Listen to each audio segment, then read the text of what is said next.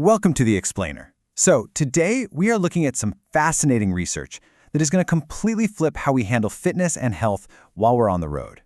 If you've ever felt like packing your suitcase basically means unpacking all your healthy habits, well, you are exactly in the right place.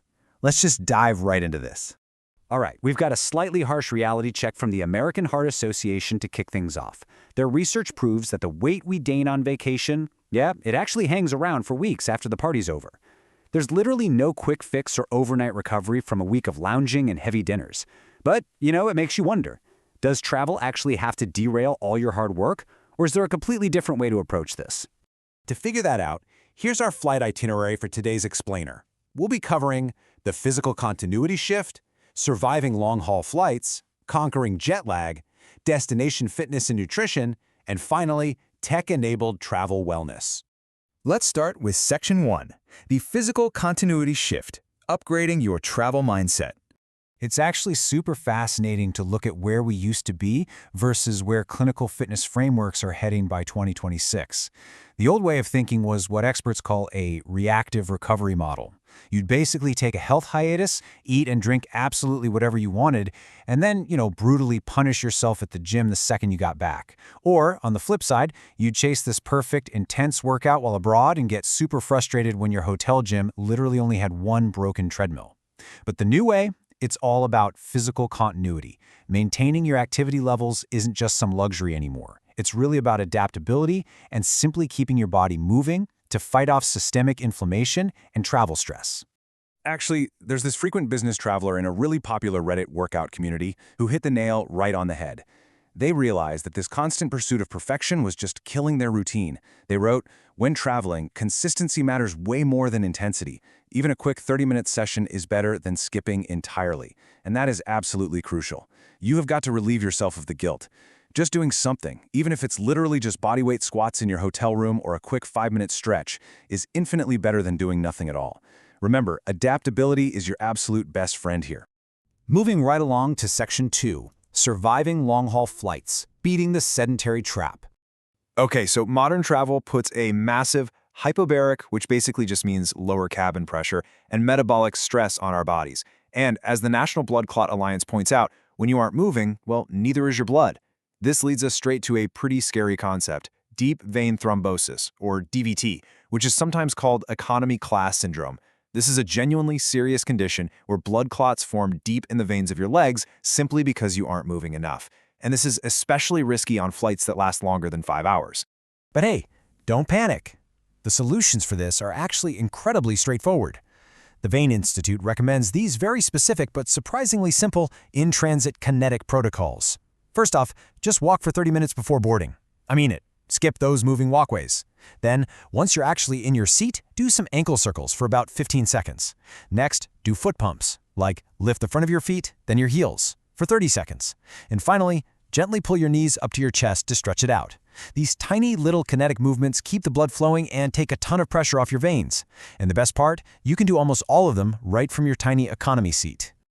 Next up, Section 3, conquering jet lag, the circadian reset. We have all been there, right? You're staring at the hotel ceiling, it's 3 a.m., you are wide awake, and you inevitably ask yourself, exactly how long does jet lag actually last? Like, is my entire trip gonna feel like this? Well, according to the medical experts over at Healthline, the golden rule of thumb is exactly 1. Yep, 1. You need 1 full day of adjustment for every single time zone you cross. So if you're flying across 5 time zones, you should realistically expect it to take up to 5 days for your body to fully naturally sync up again. But let's be real, nobody has 5 days to just sit around and wait. So here are the science-backed strategies to speed up that internal clock. First up, light exposure. Getting outside in the sunshine literally wakes up your body and drops your melatonin levels. But quick caveat here, if you're traveling east, you actually want to avoid that bright morning light at first because it can confuse your clock even more. Second strategy, caffeine. Studies show that 300 milligrams of slow-release caffeine during the day really boost alertness, but absolutely avoid it in the afternoon and evening. No late-night lattes. Third, naps. Look, if you absolutely must nap, cap it at 15 to 20 minutes maximum. Any longer and you're going to totally wreck your nighttime sleep. And finally, melatonin. Now, your body makes this naturally, but taking a supplement right at your destination's bedtime can really help trigger that sleepiness. Just, make sure to chat with your doctor before starting any new supplements. All right, on to Section 4, Destination Fitness and Nutrition, Maintaining the Habit. So how exactly do we keep our habits alive when we finally land? First, pack light. Those frequent travelers on Reddit swear by this. Just bring your workout shoes and some resistance bands. They take up literally zero space in your bag and give you a full-body workout. Second, get out and explore the city on foot. It burns calories, and, bonus, it helps fight off that jet lag we just talked about. Third, use hotel room kinematics. That's just a fancy way of saying use your own body weight and the space in your room to get a sweat in. And when it comes to food, the American Heart Association strongly advises against that all-or-nothing mindset. You should plan for cheat meals, not cheat weeks. Seriously, if you're visiting Chicago, absolutely go get that deep dish pizza. Just apply the 2026 fitness trend known as the 80-20 rule. Aim for 80% nutrient-dense whole foods and leave 20% flexibility for, actually living your life and having a good time. And honestly, this is a massive shift in how we view training when we're away from home. We need to redefine our goals. Looking at the 2026 data from my PT Hub, there's this huge trend moving away from strict performance metrics, like trying to hit a new deadlift personal record, and moving towards functional fitness and longevity. When you're traveling, your focus should really be on movements that just improve the quality of your everyday life. Keep up your mobility, do some simple step-ups, make sure you can lug your suitcase around without tweaking your back. You're not trying to win a bodybuilding show in your hotel room, right? You're just trying to sustain your capacity for life. Finally, we've reached Section 5, Tech-Enabled Travel Wellness, Your Digital Tether.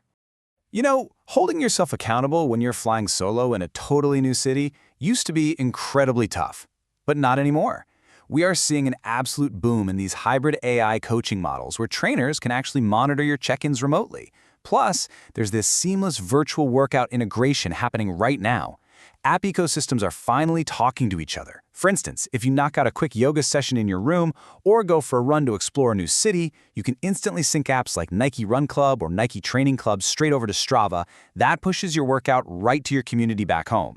So you're still getting all that awesome peer support even when you are literally thousands of miles away. And it's so cool to see how this all builds into the way we use data now. Smart trainers in 2026 are taking your wearable tech data and using it to completely customize your travel workouts on the fly. Just look at the breakdown from Modern Recovery Metrics. They place a massive 40% emphasis on heart rate variability, or HRV. Then 35% is based on your sleep quality, and only 25% is actually focused on your active minutes. Now, why is that?